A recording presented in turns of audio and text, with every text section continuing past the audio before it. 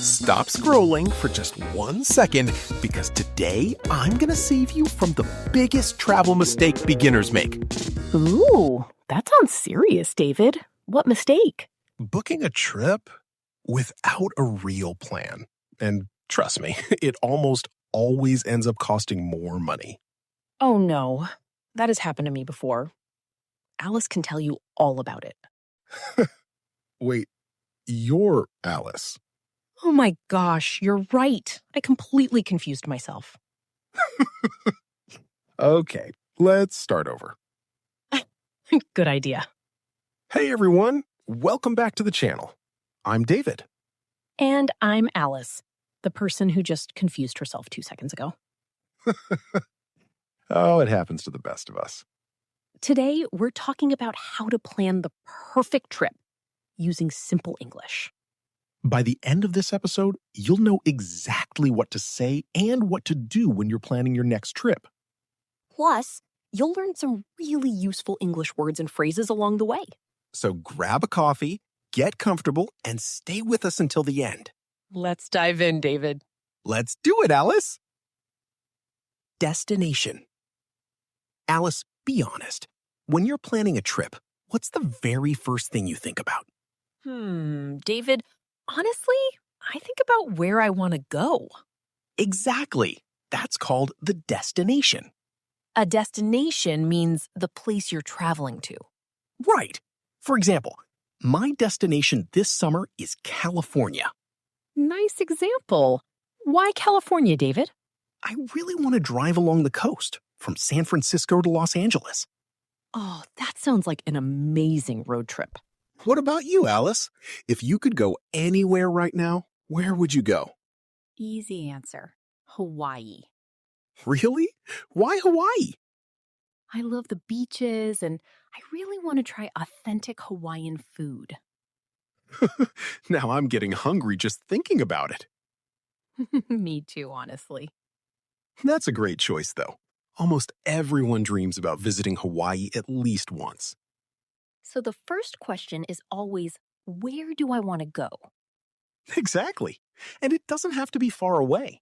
Even a weekend trip to a nearby state counts. That's true.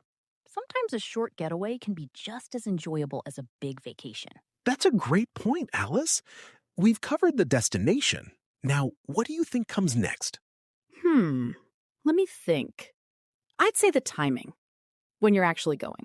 Exactly right. Let's talk about that next. Timing. After choosing your destination, the next big question is, when? Yes, timing can change everything, David. Think about holidays, too. A lot of Americans travel around Thanksgiving or the 4th of July. That's true. And flights can get really expensive around those dates. Exactly. If you can travel outside of the busy holiday season, you can save a lot of money. That's called the off-season, right? Yes. The off-season means the quieter time of the year, when fewer people are traveling.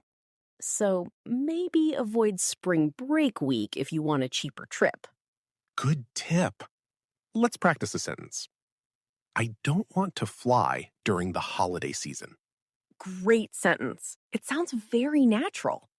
Also, think about the weather. You don't want to plan a skiing trip in July. True. One time, I almost booked a beach vacation in December. Wait, seriously? Yes, I didn't check the weather first. Big mistake. That's exactly the kind of mistake we're talking about today. Exactly. So learn from my mistake, everyone. Okay, Alice. So far, we've talked about the destination and the timing. What do you think comes next? I think the next thing has to be money. The budget. You read my mind. Let's talk about it. Budget. Now comes the part that many people don't like. The budget. Oh, yes. The money question, David. How much do you actually want to spend?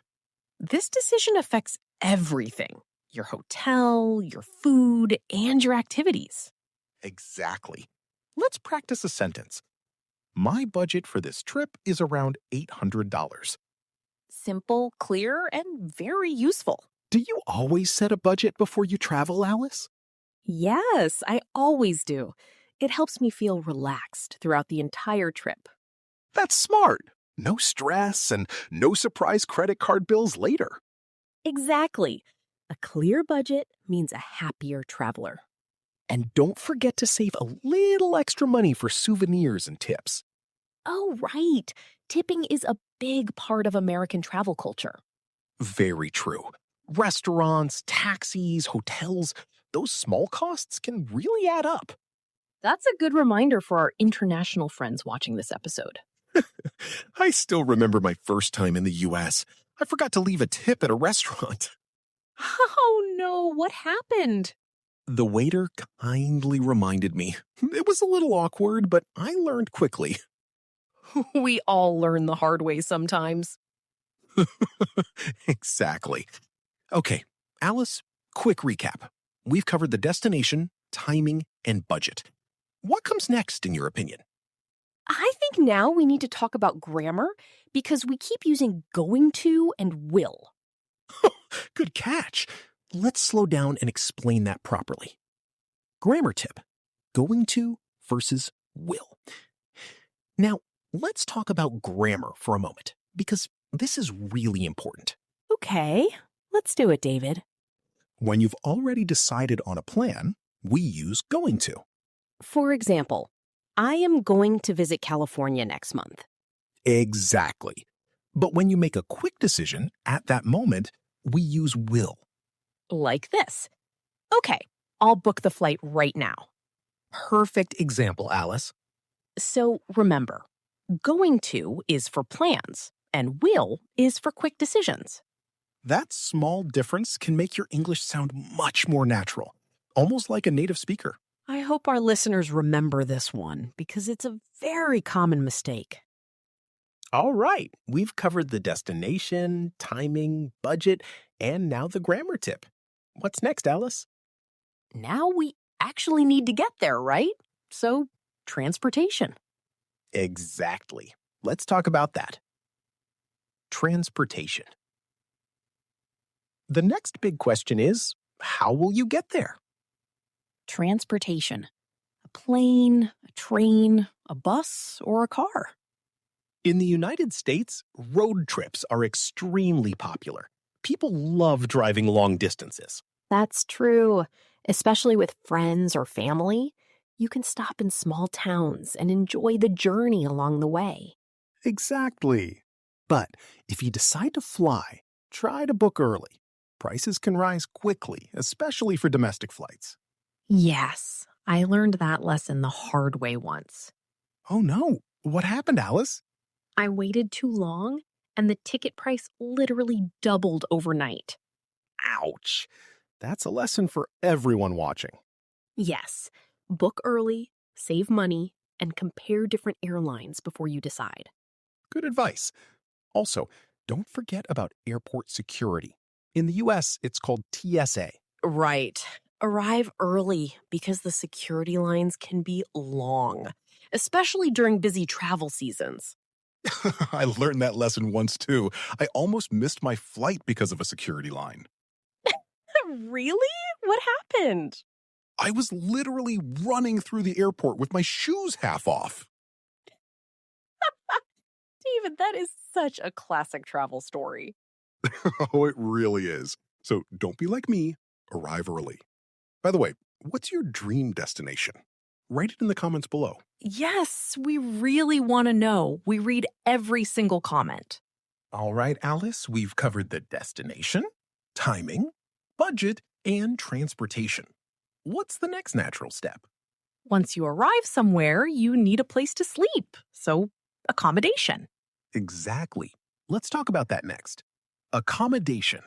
Now, where will you sleep? This is called your accommodation. A hotel, an apartment, or maybe an Airbnb. Airbnb is very popular these days, especially for people staying longer. I prefer Airbnb too, because I can cook my own food and save some money. That's a smart choice. Hotels can become expensive, especially in big cities like New York. Location matters a lot too. Absolutely. You want to stay close to the places you plan to visit. Or at least somewhere close to public transportation, or near a highway if you're driving. Good point. And always check the reviews before you book. Okay, Alice. So far, we've covered the destination, timing, budget, transportation, and accommodation. What do you think comes next? I think now it's about planning what you'll actually do there, day by day. Exactly. Let's learn a useful travel word for that. Itinerary. Let's learn one more useful word. I-tin-a-rary. Let's say it slowly together. It means your travel schedule or your plan for what you'll do during your trip. For example, my itinerary includes 3 national parks. Perfect example. National parks are a huge part of American travel culture. Yes, places like Yellowstone and the Grand Canyon are on many people's bucket lists. Bucket list. That's a great phrase.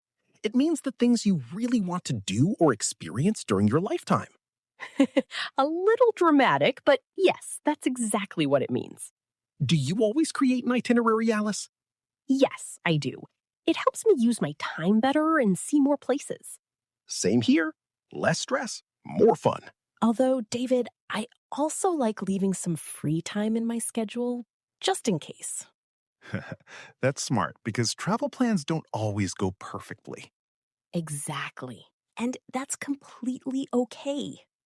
All right, Alice, we've covered the destination, timing, budget, transportation, accommodation, and itinerary. What's the final big step? I'd say actually getting ready to leave. Packing. Exactly. Let's finish up with that. Packing. Almost done. Now, before you leave, it's time to pack your bags. Clothes, a toothbrush, and don't forget your ID or passport. Exactly. Also, check the weather one more time right before you leave. Yes. That way you'll know if you need a jacket or just a t-shirt. And always keep a copy of your important documents, just in case something gets lost. That's a very smart tip. Safety first, even when you're having fun on a trip. One more thing. Always carry a portable phone charger. Trust me on this one. Oh, that's a great tip. There's nothing worse than having a dead phone in a new city. Or even worse, a dead phone when you're lost.